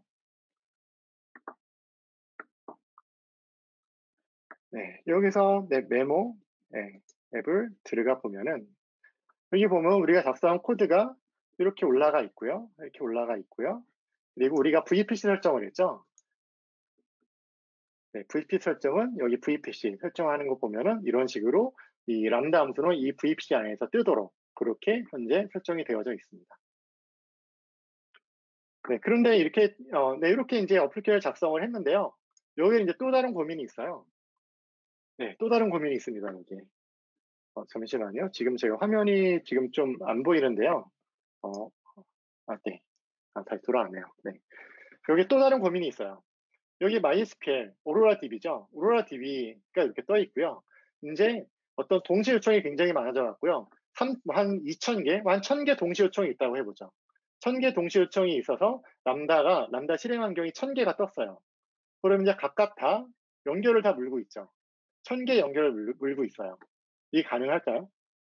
우리가 보통 MySQL에서 커넥션 개수를 보통 어느 정도로 세팅해 놓죠? 이건 뭐 케이스마다 다르겠지만 뭐 이렇게 아주 뭐 1000개까지 그렇게 만들어 놓고 사용하는 경우는 네 극히 드물 거예요. 뭐 네. 그렇죠. 그래서 인제 우리는 이 연결을 좀 더 효율적으로 관리를 해야 돼요. 그래서 이 연결을 효율적으로 관리하기 위해서 중간에 RDS 프록시를 놓고 사용을 합니다. 이 RDS 프록시는 일종의 그런 커넥션 풀링을 해 주는 그런 프록시 서버예요.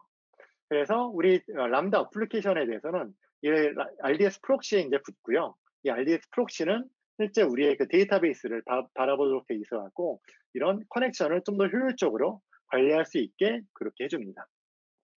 그래서 저는 이런 예 RDS 프록시를 예 또 예 미리 만들었어요. 그래서 이 RDS에 가 보면은 요게 지금 우리가 지금 사용하고 있는 데이터베이스고요. 얘를 바라보고 있는 프록시가 요게 있습니다. 네. 네모 RDS 프록시죠. 얘를 인제 가 보면은 얘는 기본적으로 뭐 클라이언트 커넥션 타임아웃이 뭐 30 분으로 이렇게 돼 있고요. 요런 설정들은 이제 다 조정이 가능해요. 여기서 얘는 또 그쵸. 얘에 대한 이 프록시에 대한 엔드포인트를 제공을 하고요. 네. 제공을 하고 얘에 대한 타겟은 아까 그 람다 데모 DB로 현재 타겟팅 되어져 있죠. 그래서 요거를 갖다가 그대로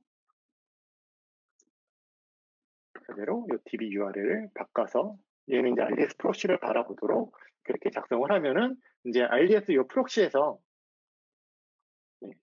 이 RDS 프록시에서 인제 여기 서버가 람다 함수가 뭐 1000개가 뜨든 뭐 2000개가 뜨든 이 연결관이 RDS 프록시가 해 주고요. 이 뒷단에 이런 어떤 데이터베이스 수정을 위한 이 커넥션 풀은 이 RDS 프록시가 관리를 해줘 갖고 좀 더 효율적인 어떤 DB 처리 작업들이 가능하게 돼요. 네. 지금까지 인제 간단하게 그쵸. 메모 어플리케이션을 통해서 이제 개발 환경, 댐을 이용해서 이런 개발 환경을 구축하고 코드를 작성하고 또 배포하고 실제 운영하는 데 있어서 어떤 고민 사항들 뭐 한 두 가지 정도를 같이 살펴봤어요. 네 인제 대략 어떻게 좀 작성하고 뭐 배포하고 하는지 좀 감이 좀 오고 계시나요? 네. 인제 요 다음 이슈를 인제 쪼금 더 깊은 내용들로 들어가 보겠습니다. 요번에 그래서 콜드 스타트 관련된 문제에 대해서 말씀드릴 거예요. 네. 우리가 이런 네 서버를 인제 처음 인제 실행 환경이 처음 시작될 때는 이런 어떤 일련의 절차들이 필요해요. 그래서 처음에 여러분들의 코드를 다운로드 받아야 되고요. 그리고 실행 환경을 준비를 하죠. 뭐 컨테이너를 준비하고 컨테이너를 시작하고 하는 그런 일들을 합니다. 그리고 런타임을 부트스트래핑 하고요. 그리고 여러분의 코드를 인제 시작합니다. 뭐 이런 어떤 함수 호출에 대한 이런 사이클들이 이루어져요. 그래서 이런 것들을 인제 이런 것들을 하는 데 있어서 이런 것들을 하는 게 이제 콜드 스타트라고 얘기를 해요. 이런 것들이 이루어져야지 실제 서비스가 어 이 람다 함수가 호출 가능한 상태가 되니까요. 그래서 인제 코드를 다운로드 받고 실행 환경을 준비하는 것들 이런 것들은 저희가 AWS에서 계속 인제 옵티마이즈를 시켜 나가고 있어요. 그리고 나서 콜드 스타트를 최대한 인제 줄일 수 있다고 하면은 여러분들은 이런 어떤 그런 부트스트래핑 환경들, 런타임 환경들을 좀 더 최적화시키거나 아니면 여러 번 코드를 좀 더 최적화하면서 이런 콜드 스타트 타임 시간들을 줄일 수가 있습니다. 네. 그리고 인제 또 이런 어떤 코드 다운로드 시간도 인제 콜드 스타트 안에 포함이 되기 때문에 패키지 사이즈를 작게 유지하는 것도 중요하게 되죠. 네. 그래서 이런 어떤 콜드 스타트 타임은 엑스레이를 통해서 확인할 수가 있어요. 이 람다 함수에 인제 엑스레이 그 옵션을 켜서 붙여 놓으면은 호출할 때 이런 식의 인제 어떤 트레이스된 내역들을 확인할 수가 있습니다. 그래서 여기 이니셜라이즈에서 여기 빈 부분이 인제 그 코드를 다운로드 받고 이제 컨테이너를 시작하고 하는 그런 단계고요. 요 단계가 이제 부트스트래핑 하는 그런 단계고요. 런타임 환경을 부트스트래핑하는 단계고 그다음이 인제 여러분의 코드를 시작하는 그런 단계예요. 그래서 요런 것들을 보면서 요런 시간들을 줄여 나가기 위한 그런 노력들을 할 수가 있습니다. 그래서 요런 것들이 인제 엑스레이로 이런 어떤 상태들을 보면서 네 튜닝하는 작업들을 수행하면 좋아요. 그런데 실제로 이런 콜드 스타트 타임은 어떻게 줄이느냐. 네 가장 인제 단편적이고 가장 쉬운 방법은 네 이런 것들을 빨리 하면 되죠. 빨리 하면은 네 좀 더 네 이런 콜드 스타트 타임이 줄 거예요. 네 빨리 하려고 하면은 좀 더 그런 좋은 CPU를 사용하면은 좀 더 높은 그런 CPU를 사용하면은 좀 더 빠른 될 수 있겠죠. 람다에서는 이런 좀 더 많은 그런 CPU 사이클을 할당하게 한 방법이 메모리를 늘리는 방법이에요. 네, 그래서 네, 어플리케이션이 콜드 스타트 타임을 포함해서 네, 조금 더 많은 그런 CPU 자원이 필요하다라고 할 때는 메모리 사이즈를 늘려주면은 네, 이제 메모리 사이즈와 동시에 어떤 성능도 같이 올라가게 됩니다. 근데 이제 메모리 사이즈가 늘어나면은 비용도 같이 늘어나게 돼요. 그래서 이런 메모리 크기와 비용 사이에 최적의 어떤 트레이드 오프 지점을 찾는 것들도 중요하게 됩니다. 네, 그리고 이제 이 람다는 이제 자바로도 작성할 수가 있죠. 네, 자바로 이제 작성할 경우에는 이런 어떤 리플렉션을 사용하는 그런 코드들이 많이 있는 경우가 있어요. 또 특히 이제 자바를 갖고 작성을 할 때 뭐 이런 리플렉션을 많이 사용하는 그런 프레임워크들, 라이브러리를 사용하게 되면은 네, 이런 것들 때문에 시간들이 많이 느려지게 됩니다. 그래서 가급적 리플렉션을 사용하지 않는 게 좋아요.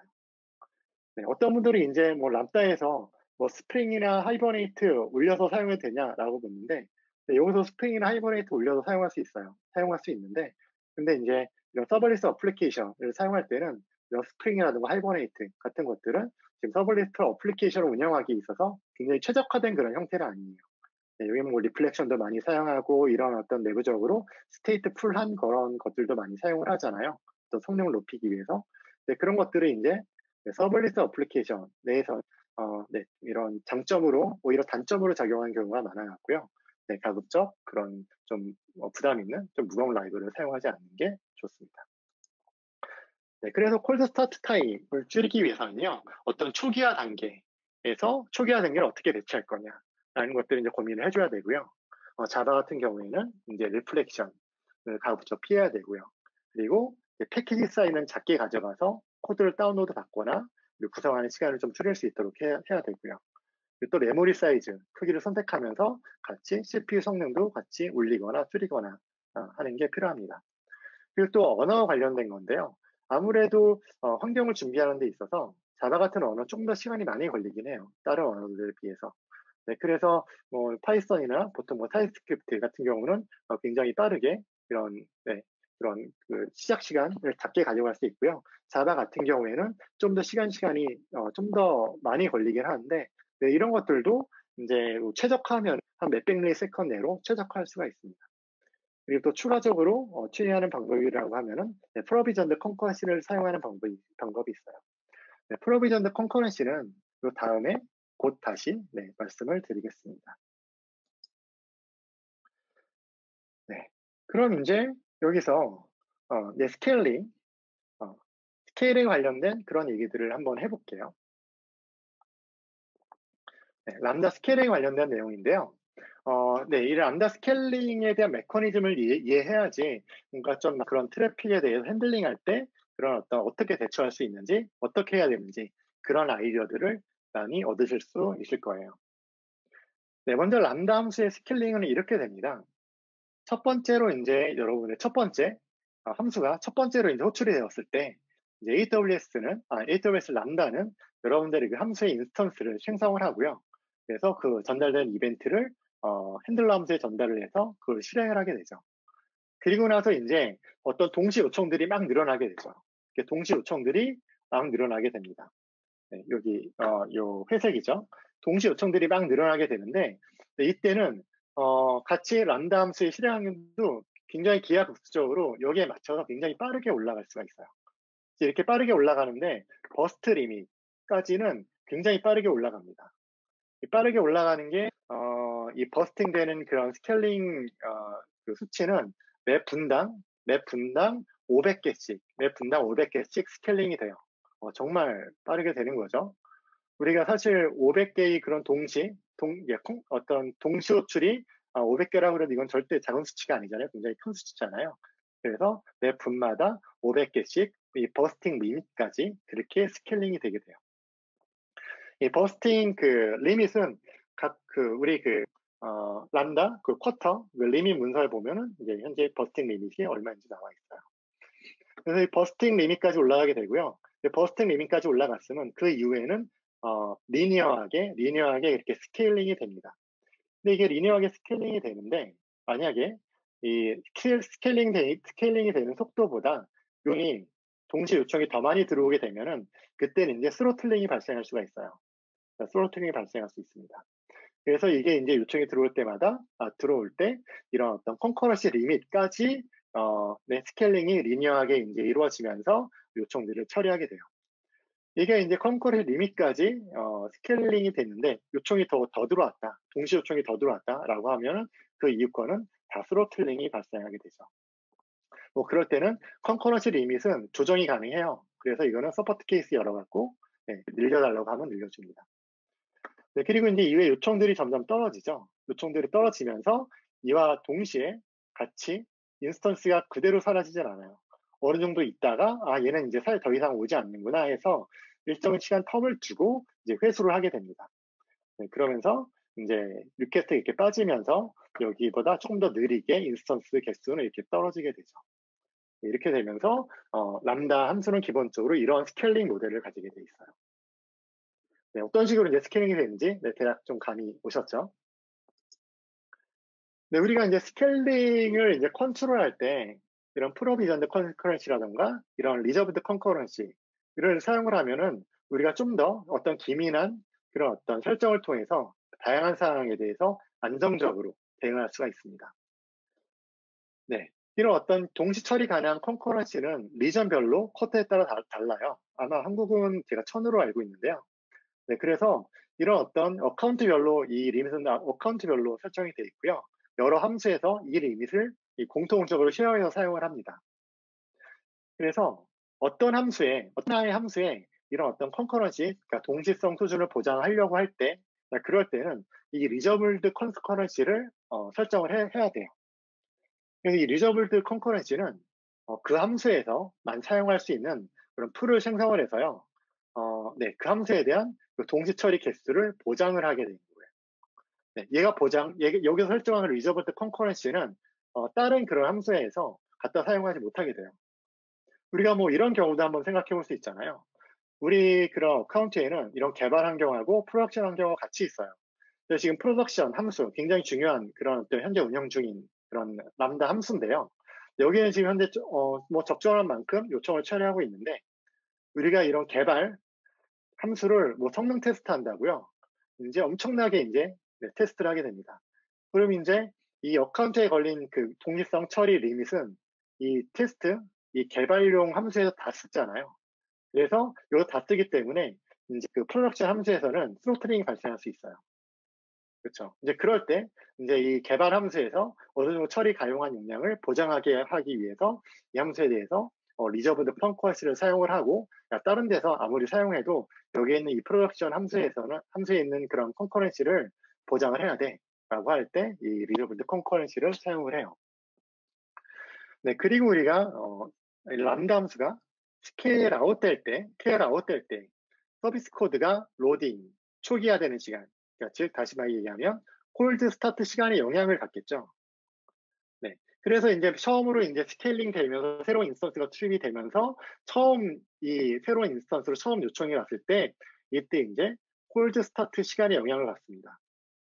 이때 이제 이런 문제를 방지하기 위해서 프로비전드 컨커런시를 사용할 수 있는데요.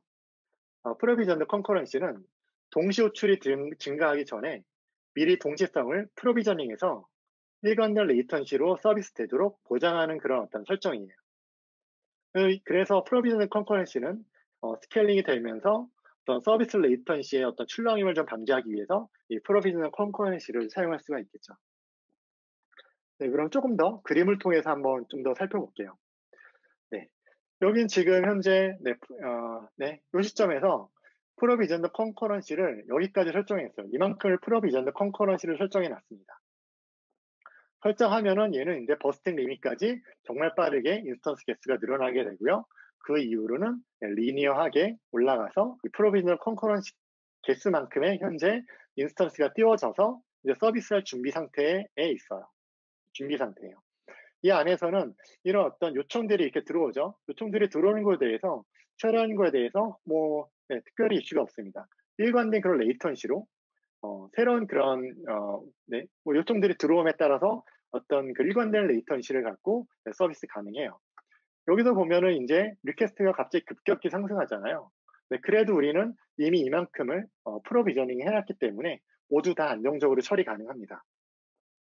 네, 그럼 이런 프로비전드 컨커런시 설정한 것보다 그 이상으로 리퀘스트가 들어왔을 때는 그럴 때는 어떻게 처리하냐? 네, 이 이유에 대해서는 일반적인 기본적인 람다 스케일링 방식을 따라가요. 그래서 뭐 리니어하게 그렇게 여기서 리니어하게 뭐 버스 리밋이 이만큼이니까 뭐 리니어하게 그렇게 스케일링이 되겠죠. 이렇게 리니어하게 스케일링이 되면서 근데 여기서도 이런 들어오는 어떤 들어온 리퀘스트 개수가 훨씬 더 많다라고 하면은 뭐 스로틀링이 발생할 수가 있겠죠. 네, 그래서 이제 네, 이렇게 이 이후에는 이제 일반적인 컨커런시 모델을 사용해서 스케일링이 되고 이제 이후에 일단 그 리퀘스트가 점점 빠지면은 여기서 조금 더 느리게 인스턴스 개수도 다시 쭉 빠지게 되고요.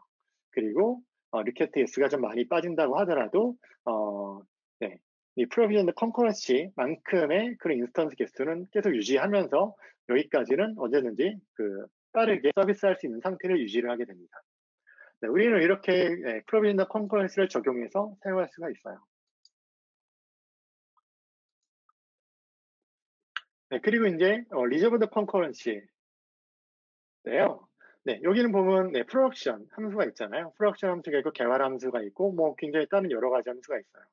그래서 우리는 네, 이 프로덕션 함수에 대해서 굉장히 좀 많은 그런 어떤 커퍼시티를 예약을 해놨어요.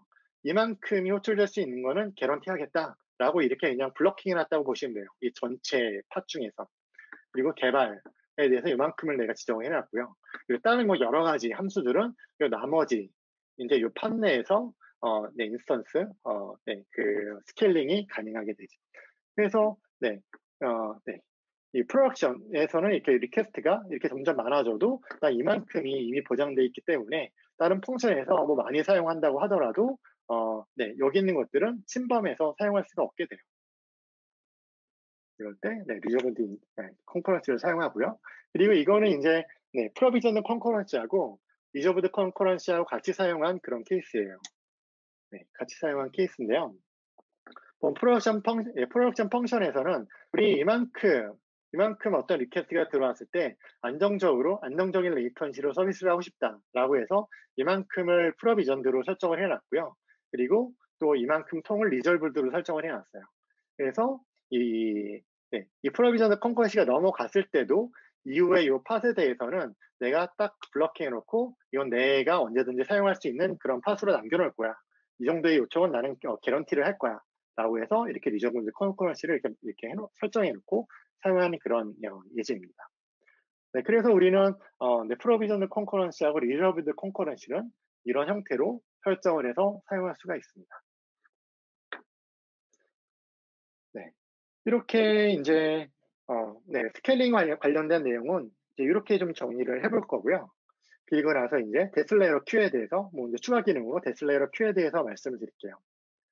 네, 우리가 람다 호출할 때 세 가지 호출 모델이 있다 그랬죠. 첫 번째는 동기 통신이고, 두 번째는 비동기 통신이고, 세 번째는 어떤 폴링 기반의 어떤 처리고, 이렇게 세 방식으로 람다 함수가 실행된다고 했어요.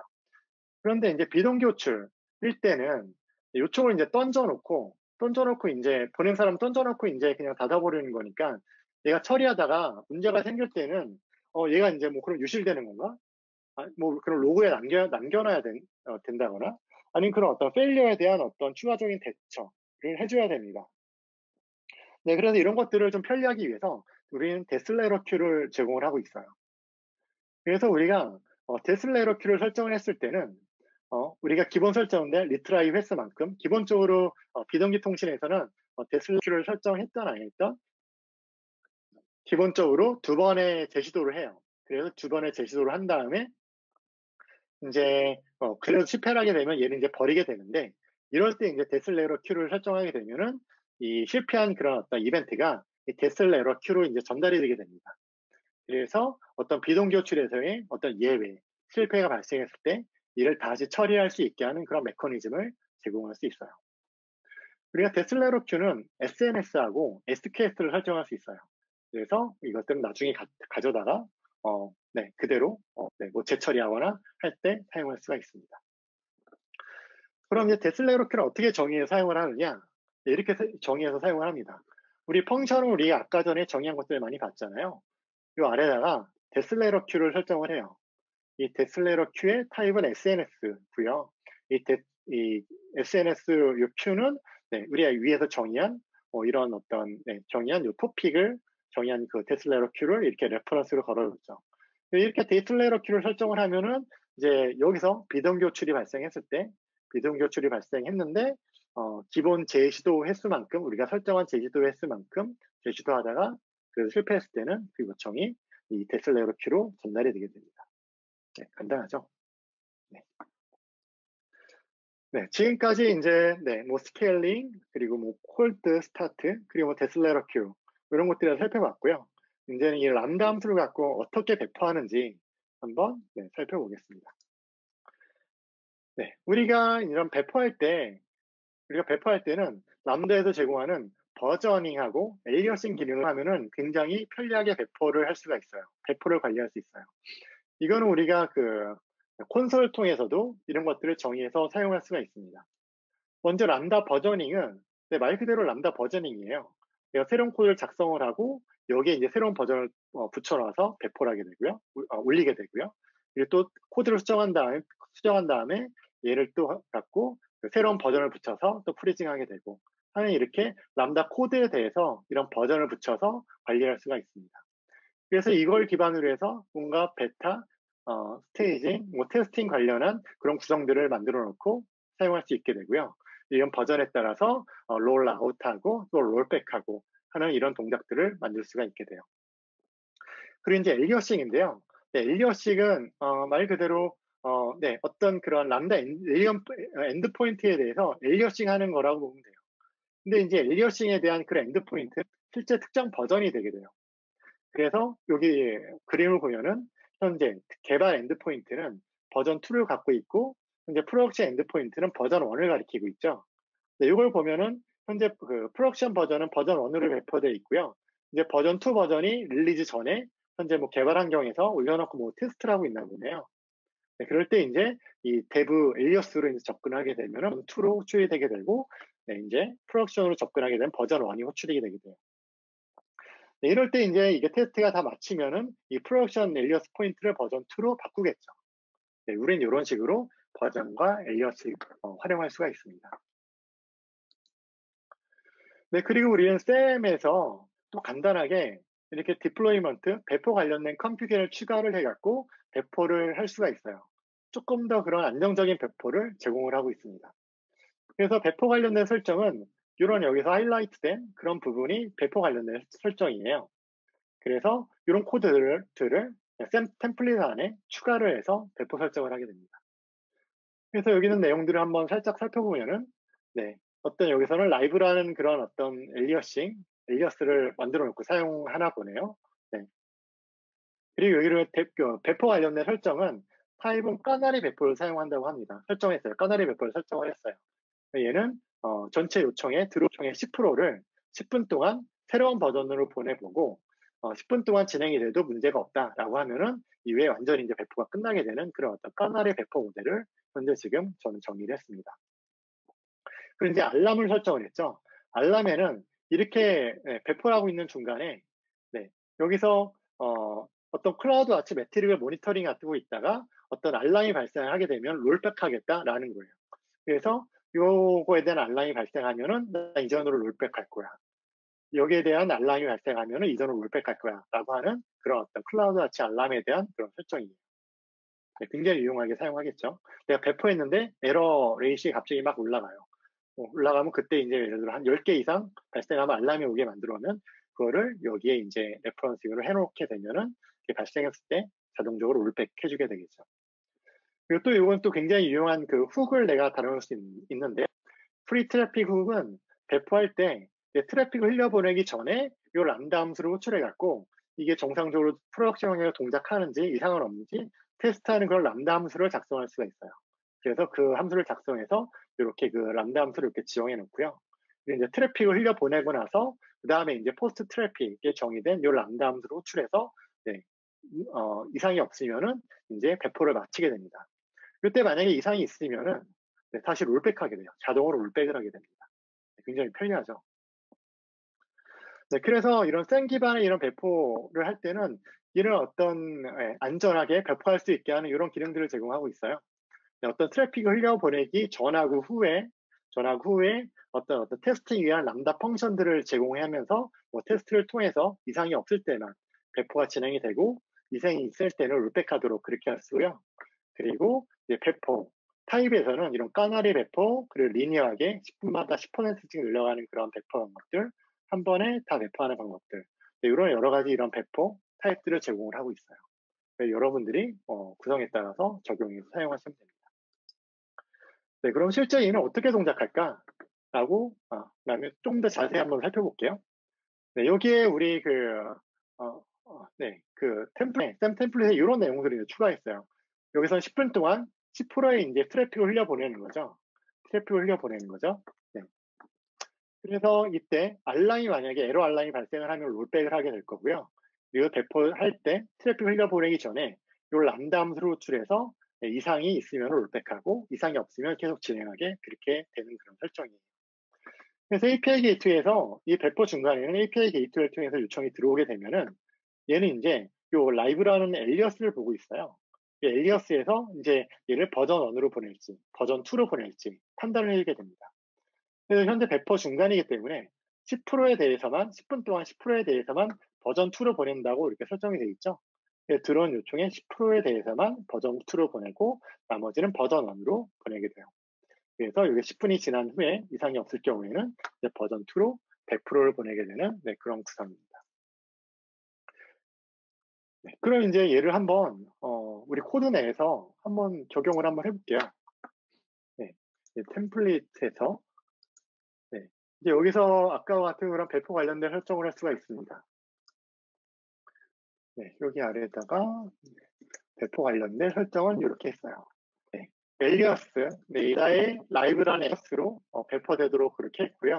배포들은 5분 동안 이렇게 새로운 버전으로 내고 이상이 없으면 배포가 끝나게 그렇게 설정을 했어요. 네, 그래서 얘를 걸어요. 지금은 그냥 설정에 대한 기본적인 반영이에요. 네, 이렇게 배포를 걸어놨고요.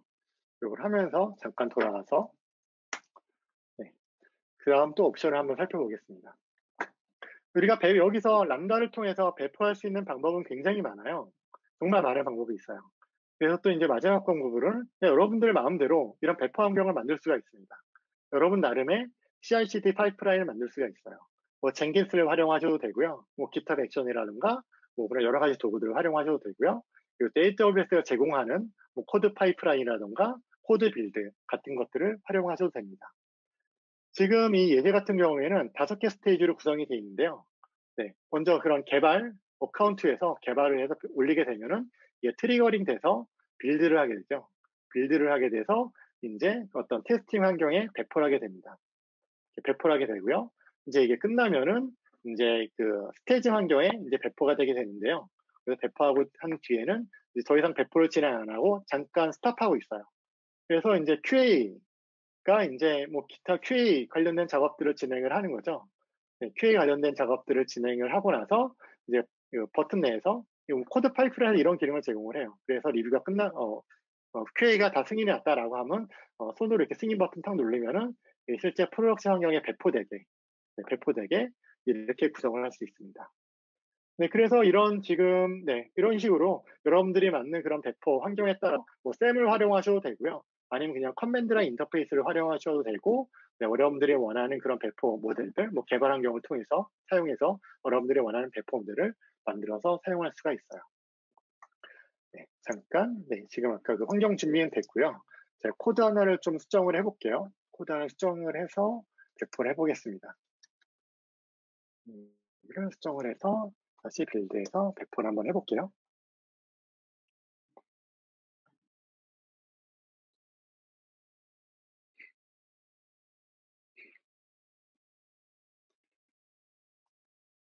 네, 그래서 이제 배포 관련해서는 한 이 정도 수준에서 저는 한번 정리를 해보겠습니다. 이제 뒤에서 좀 배포 관련된 작업이 이루어지는 동안 로깅하고 모니터링하고 트레이싱에 대해서 간략하게 살펴보고 그렇게 진행할 거예요. 네, 우리가 로그를 보는 방법들, 우리 지금 여러 번 로그를 같이 봤잖아요. 네, 로그를 여러 번 같이 봤죠. 네, 그렇습니다. 우리가 그 람다 함수에서 로깅을 하게 되면은 그 로깅은 이 클라우드와치 로그스 안에 저장이 되게 돼요.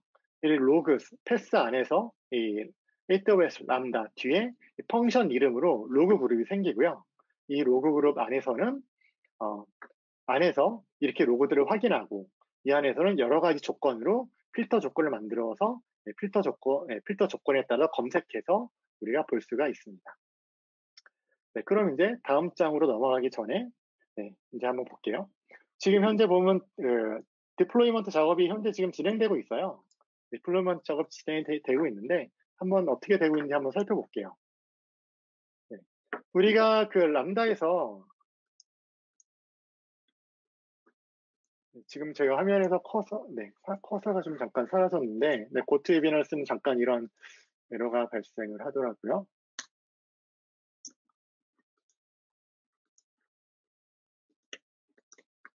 잠시만, 커서가 다시 나타났네요. 네. 여기서 이제 코드 디플로이를 자동적으로 구성을 하게 됩니다.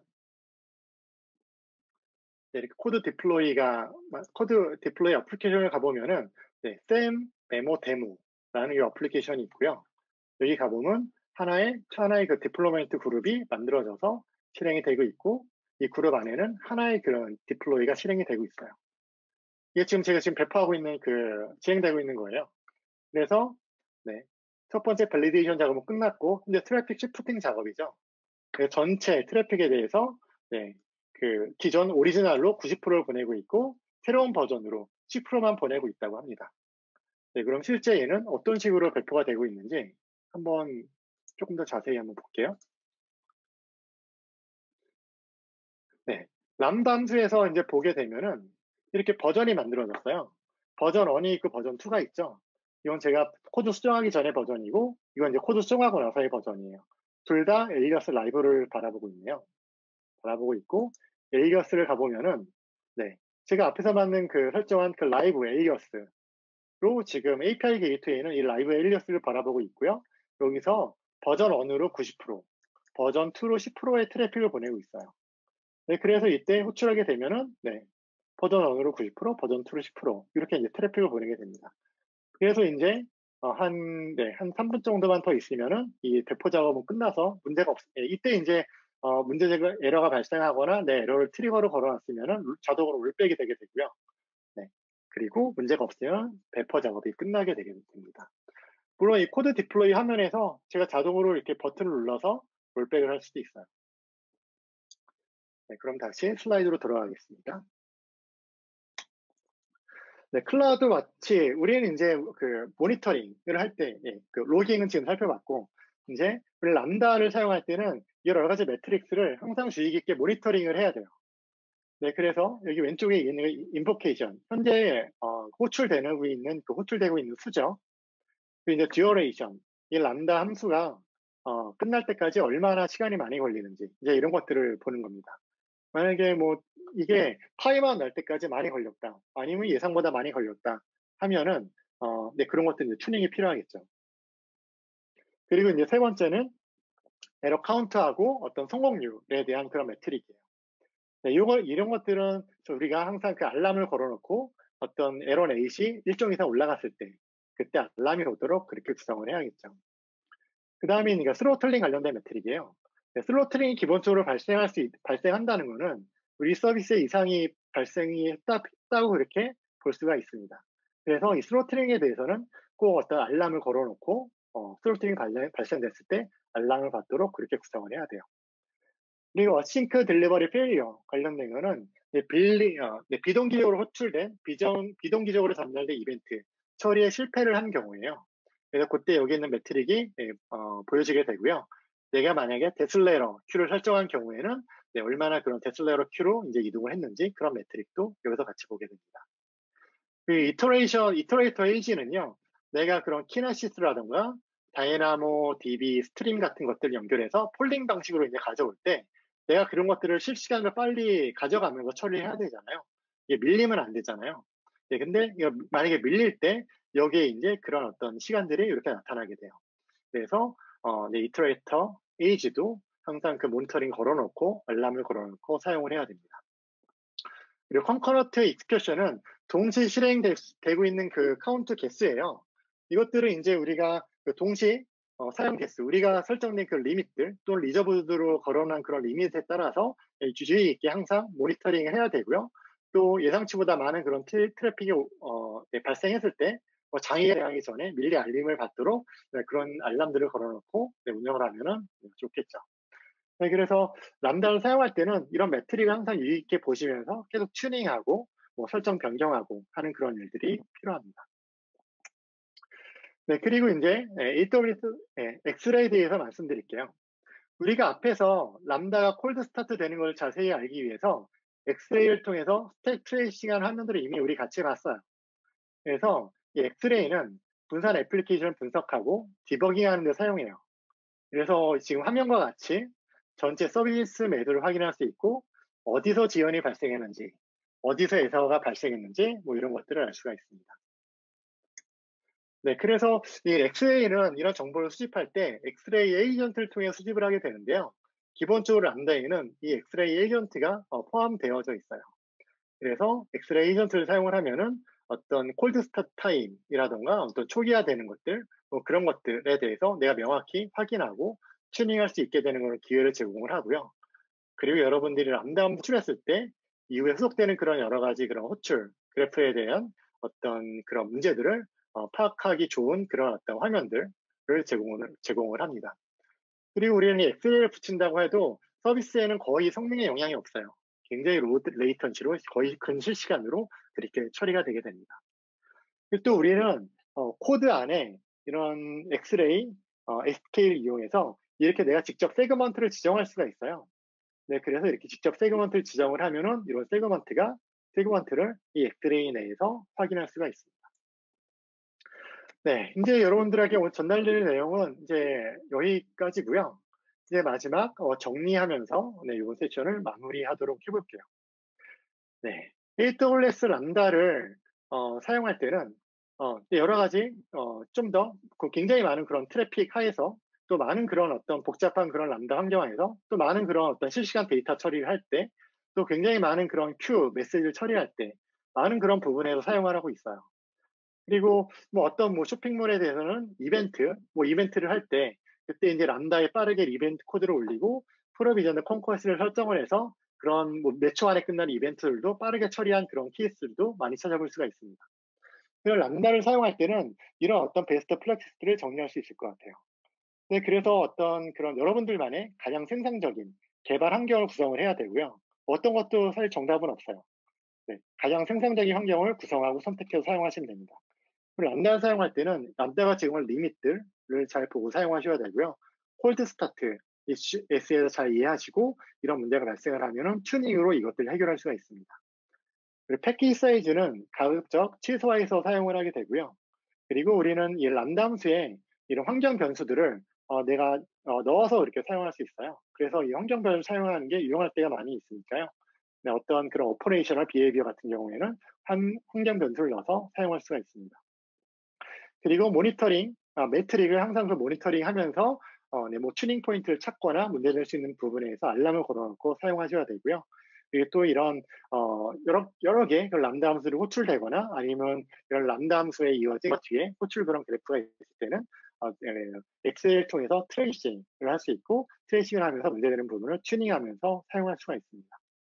그리고 또 이 람다 함수를 사용할 때는 함께 그 인테그레이션 되는 서비스를 잘 생각하면서 사용해야 돼요. 그래서 내가 여기서 만약에 RDS를 콜을 한다라고 할 때는 RDS 프록시를 붙여갖고 어떤 커넥션 관리들을 좀 더 효율적으로 할 수 있게 해줘야 되죠. 그리고 우리는 항상 그 서비스가 스로틀링 발생하는 거를 항상 주의를 해야 돼요. 그래서 스로틀링에 대해서는 모니터링 걸어놓고 만약에 여러분들이 그 동시성 처리에 대한 리밋을 올려야 될 때는 AWS 서포트 케이스를 통해서 리밋을 향상해서 사용하실 수 있습니다. 이렇게 오늘 람다 기초부터 활용까지 세션을 이제 마쳤는데요. 오늘 여러분들이 돌아가셔서 잘 활용하기 위한 아이디어들을 좀 많이 얻으셨는지 궁금하네요. 네, 오늘 긴 시간 감사합니다.